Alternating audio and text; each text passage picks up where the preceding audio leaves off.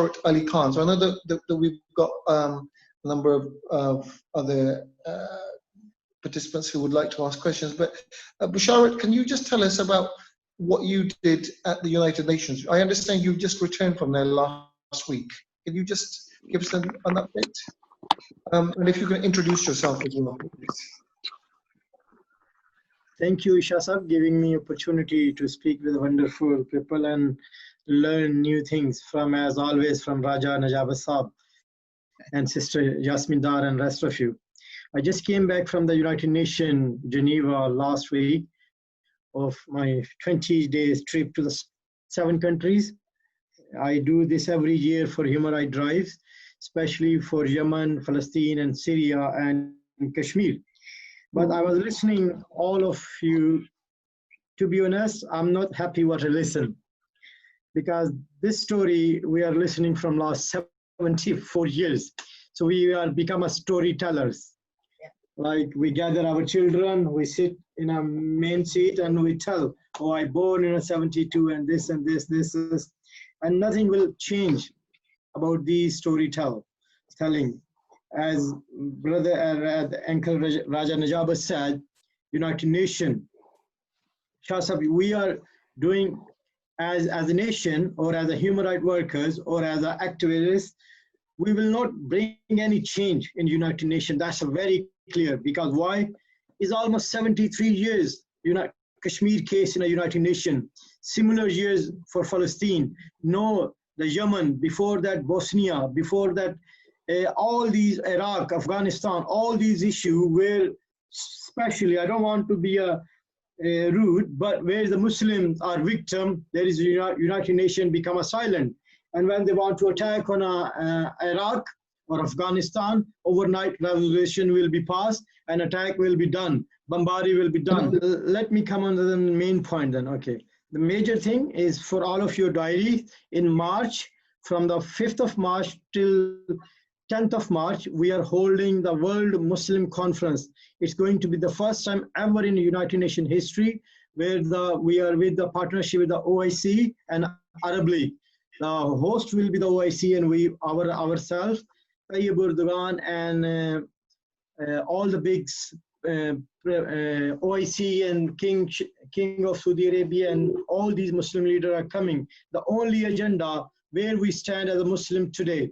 If you want to join us or if you want to be as a active member, United Nations, we cannot get the Kashmir solved from the current situation. We need to change our behavior as a nation, our behavior as a country.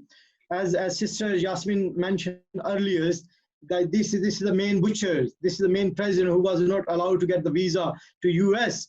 No, he's the best buddy to all these big names, because the money is talking. They have a different style of approach to the United Nations and the different countries and the different platform. Let me remind you one thing. Me and Raja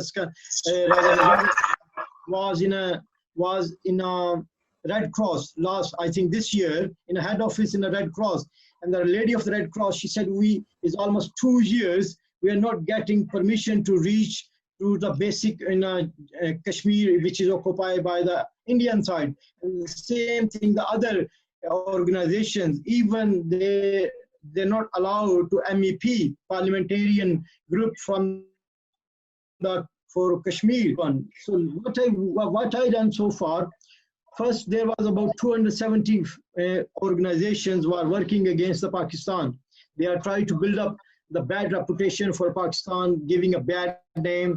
Me and Brother Arif and Raja Najaba and our other colleagues, we put the case forward in European Union and United Nations. After 6 months of our work hard, United Nations identified 265 organizations was fake. They was making propaganda against Pakistan. And secondly, can I just ask, sorry to come in there, but can I just ask, can you give us a few examples of how the current human rights situation in occupied Kashmir is affecting families, men, women, children? Can you just highlight the experiences of some of the families that you've been speaking to?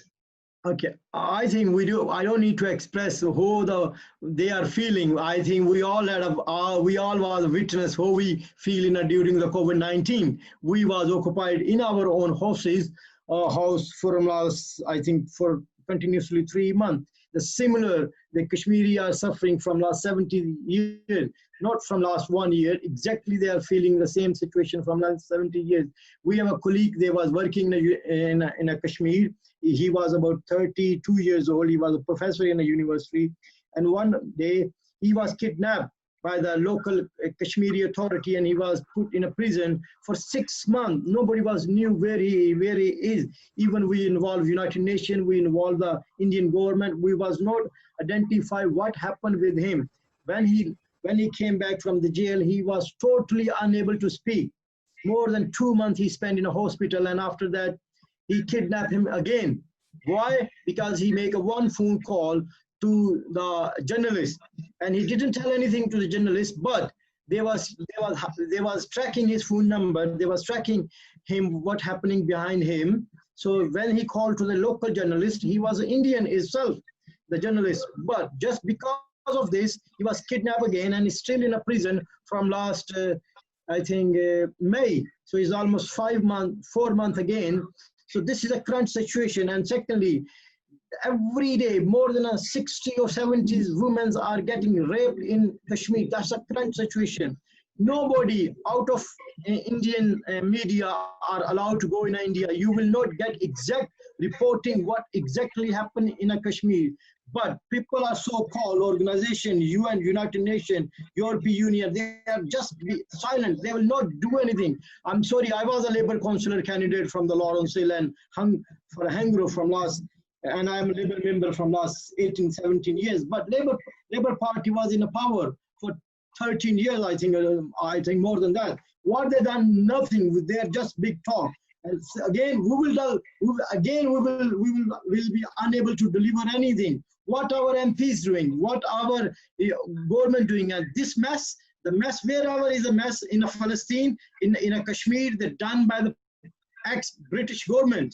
So, and they don't want to solve. Why they don't want to solve? Where if this problem is solved in Kashmir, if the problem is solved in Yemen, if the problem is solved in Palestine, where they will sell the weapons? Only Germans sell 8 billion point of weapon in a black market. Who's in a black market? They sell in a Yemen in both sides. They sell in a weapons in Iraq. Okay, so I think sorry, just because I'm again conscious that there's limited time, and there might be people who still want to ask questions.